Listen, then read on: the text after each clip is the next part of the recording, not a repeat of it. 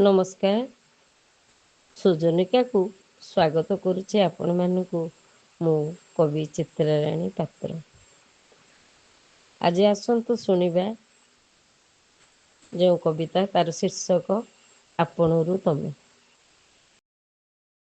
ଆପଣରୁ କେବେ ତମେ ହୋଇଗଲ, ଜାଣି ମୁଁ ପାରିଲି ନାହିଁ।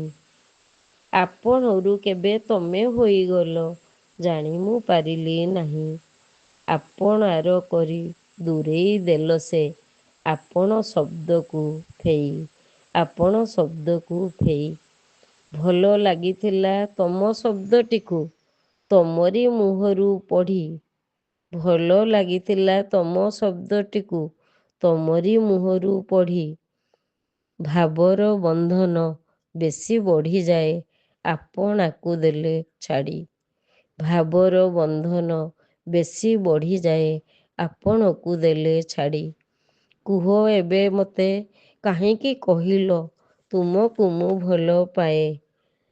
ଲାଜ ଲଜ୍ଜା ଛାଡ଼ି ପଡ଼ିଗଲି ଫାନ୍ଦେ, ସରମରେ ବୁଡ଼ିଯାଏ, ସରମରେ ବୁଡ଼ିଯାଏ।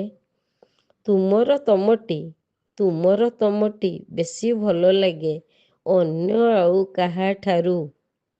ଅବୁଝା ମନଟା ବୁଝି ତ ପାରେନା, ବୁଝିବି କାହା ପାଖରୁ, ବୁଝିବି କାହା ପାଖରୁ। ଧନ୍ୟବାଦ।